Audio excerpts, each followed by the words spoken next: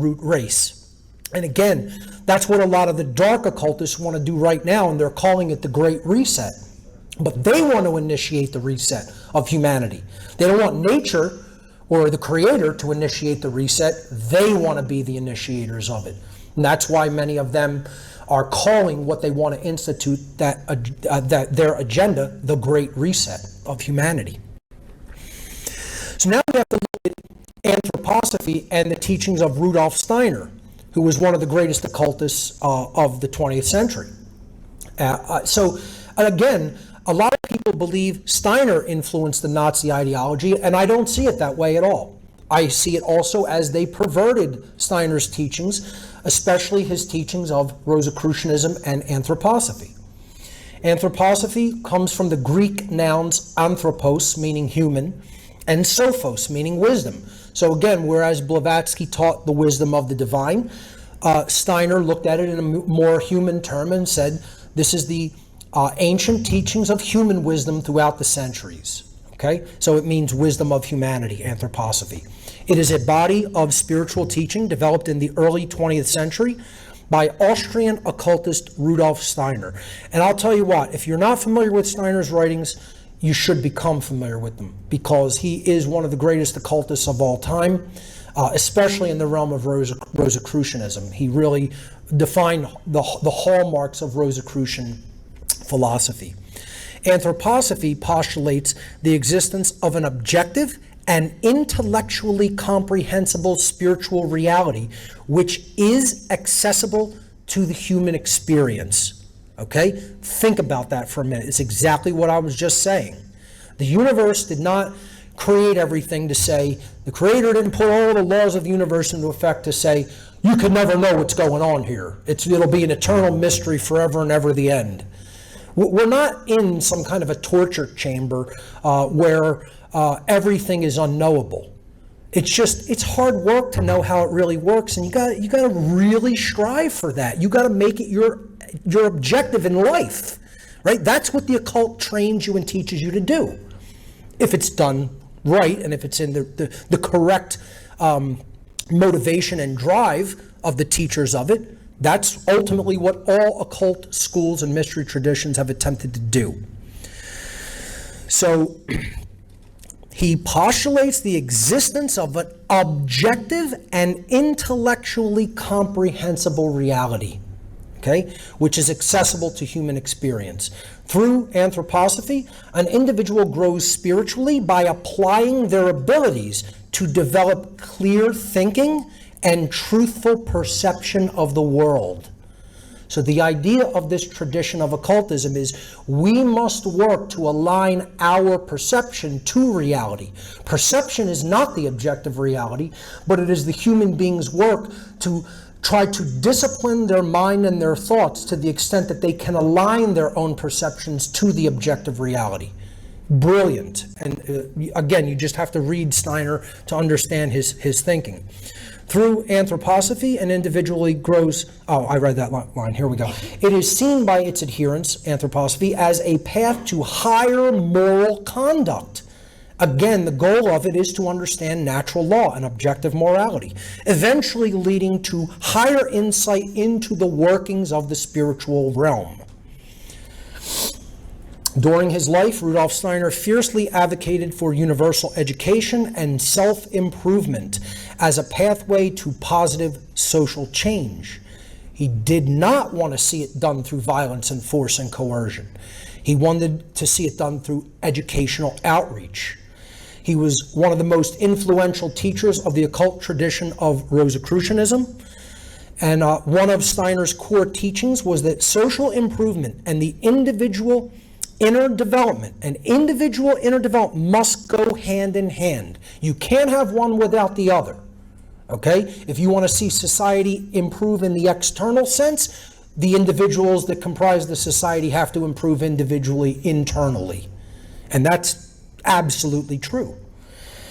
He initiated educational, social, and artistic movements that still flourish around the world today, including Waldorf education, biodynamic agriculture, and anthroposophical medicine and architecture.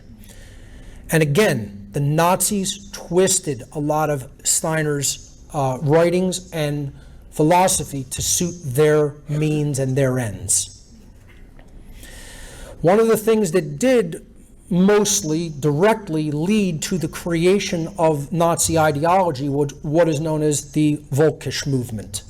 The Volkisch movement was a German ethno-nationalist movement, active from the late 19th century all the way through to the Nazi era. And this is something a lot of people probably don't know about or haven't studied much, except people who really have delved into the origins of Nazism.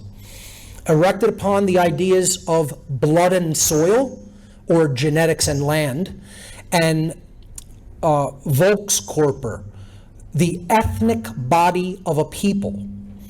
The Volkisch movement was characterized by racism, romantic nationalism, and anti-Semitism from the early 1900s onward.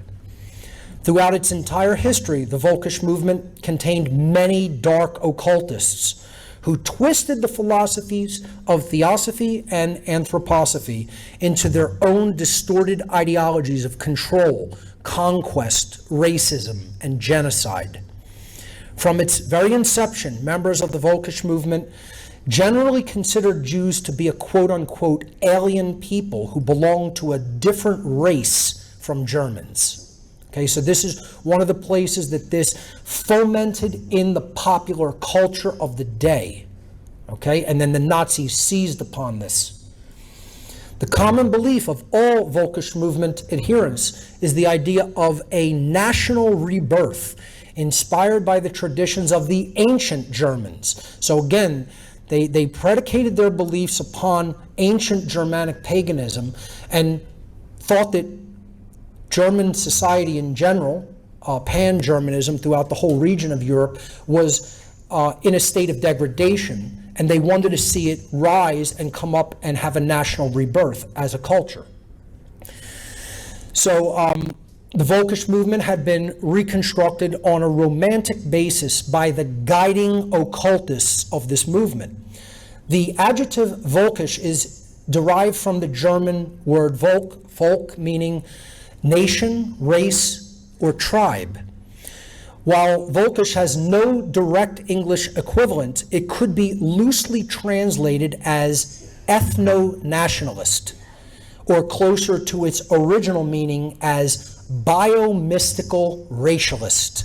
Okay? So biomystical racism is what the Volkisch movement was about. It's incorporating occult and mystical beliefs into racist ideology. Emphasizing, again, the closest translation is biomystical racialist as an adjective, and that emphasizes the words occult foundations. According to the historian Nicholas Goodrick Clark, who I absolutely have to give credit to much of this research, if you want to look at one person that I think really expounded on these topics better than any other historian, it's Nicholas Goodrick Clark. So definitely check out his work. It's brilliant. Okay? According to Goodrick Clark, the Volkisch movement was not a unified movement, but rather, quote, a cauldron of beliefs, fears, and hopes that found expression in various movements and were often articulated in an emotional tone. So this was not led by reason and logic. This was led by a people who did not have a firm foundation in their own spirituality and took a very emotional approach to reviving their culture, which is what the long-term goal of it was, but they just went about it in a completely distorted and twisted way. The Volkisch movement was inspired as early as 1853 by French aristocrat and racialist author Arthur de Gobineau, who had written an essay on the inequality of races, in which he had made claims for the superiority of the Nordic Aryan race and warned of its eventual submergence by non-Aryans. This notion, along with the ideas about the biological struggle of social Darwinism, again, a foundational tenet of Satanism, was taken up at the turn of the 20th century by Volkisch propagandists who claimed that Germans could defend their race and culture only by remaining, quote, racially pure. So again, this is one of the ideologues, occultists, if you will, who most people have never heard about, drove the very beginnings of the Nazi ideology. Volkisch nationalists and pan-Germanists found further inspiration of the work of Ernst Haeckel, who founded the Monist League in 1906 to spread his racist interpretation of social Darwinism. So you're going to see the same ideologies over and over and over, okay? In 1900, Haeckel's colleague, Wilhelm Bolsch, had written a book entitled From the Bacillus to the Ape Man, in which he described the, quote, naked struggle for dominance between man and the lowest forms of organic life. This, quote, struggle for dominance, again, social Darwinistic theory, was to have a profound effect upon the development of German anti-Semitism in the early years of the 20th century. Again, we're seeing the very foundations laid as a product of the Volkisch movement.